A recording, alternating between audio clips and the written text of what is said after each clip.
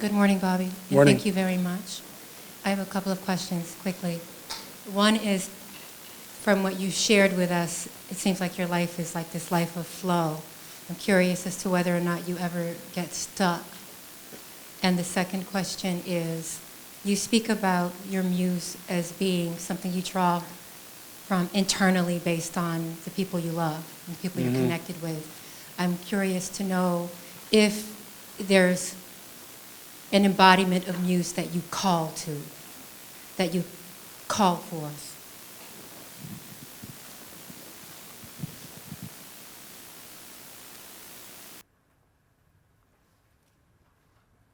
I think every so often,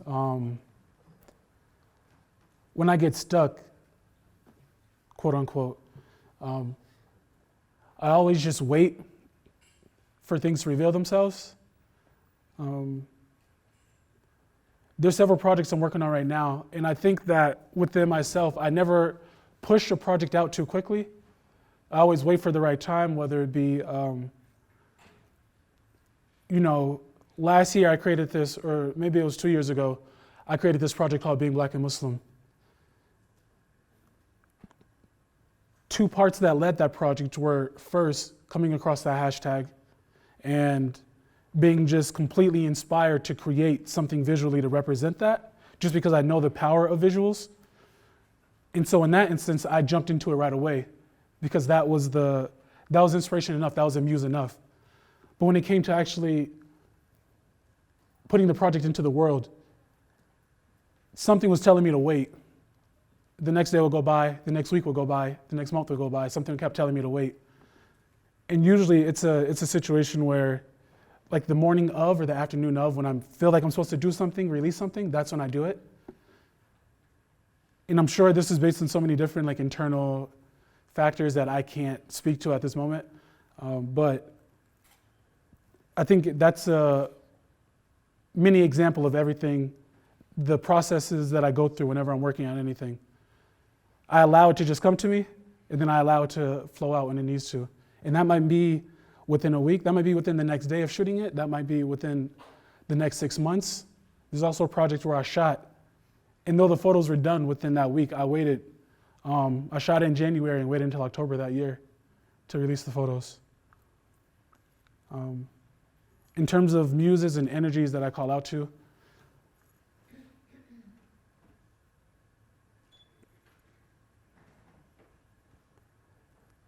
I take blessings from God. I think about how I'm living in this environment. I think about the environments that I used to live in, the ones I live in currently. Always reminding myself to like stay humble and to find inspiration within that, because I think that's the way that I'll be able to truly tell an impactful story. Yeah, of course.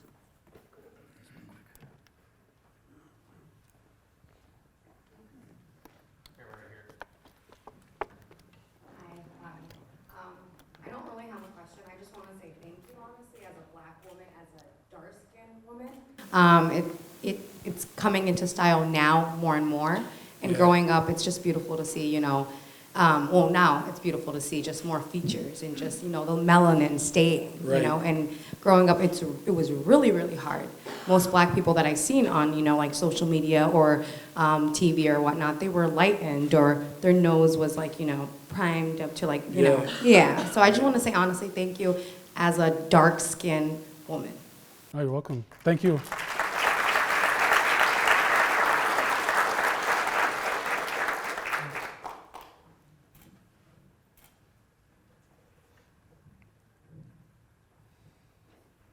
When you reflect on your institutional and professional self and your self-self, and you experience points of divergence, how do you reconcile that? How do you deal with it? How do you stay true to yourself? By institutional self, do you mean like working for the Walker?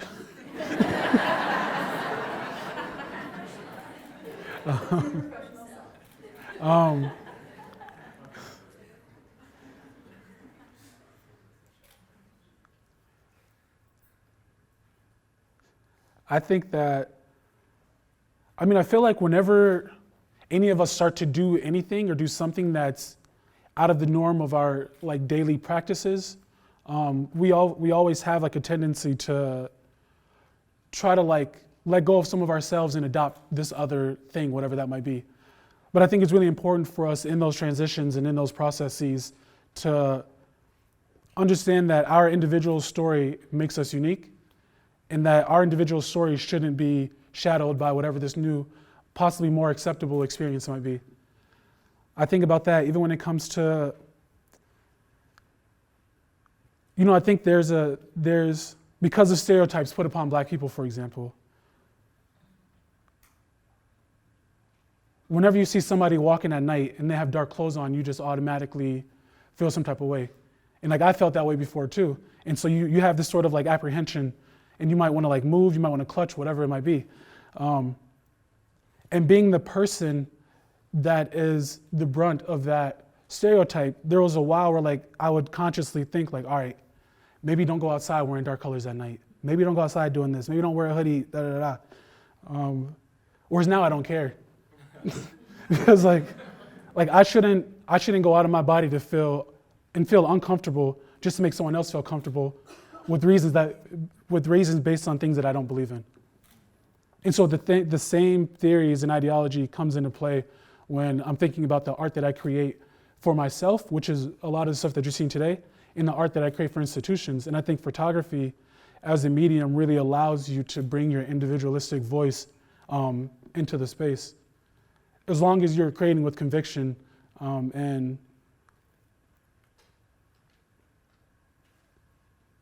move with the type of energy that you will not allow someone to move you out of that. Yeah. I think that's it. Hey, Yeah, right. hey, Bobby, thanks for sharing your, over here. What's up? Thanks for sharing your art with us. In response to one of your answer to the first question, talking about waiting to push things out or put things out, what is like a principle that you utilize in dealing with a very reactionary society, right? Things in the media, things in the news, you will sometimes want to just capture the attention that is currently on whatever hot button topic. Yeah. How do you kind of judge whether you're being reactionary or whether you're being true to yourself as you spoke?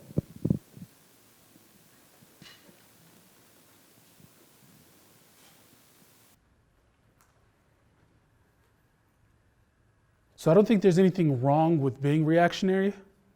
When I first started, so my background's in design. After I left school, I taught myself photography. When I first started photography, the way that I would do that, just because of the times and what was happening within the city all over the world, I would go out and capture different protest movements.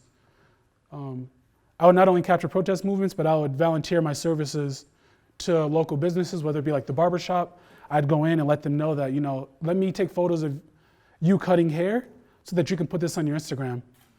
I think I had to be reactionary in those moments because that's what helped me develop my skill set and the expertise to be able to switch up on the spot and be able to learn the tools of the trade and learn my own aesthetic and everything that encompasses.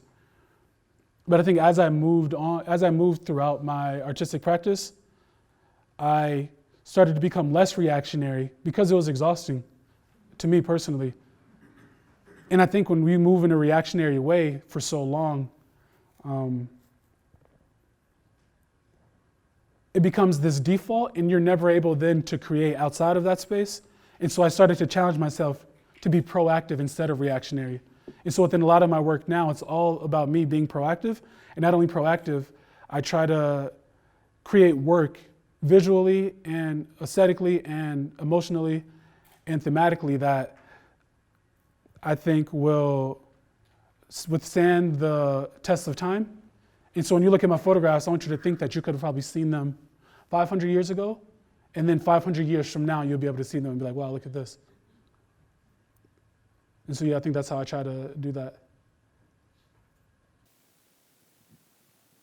Thank you. Do you have one more question?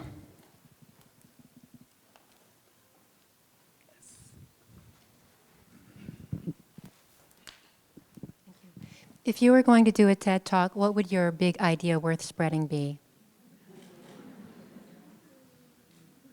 You did Creative Mornings. Right. Thank you for coming to my Creative Mornings.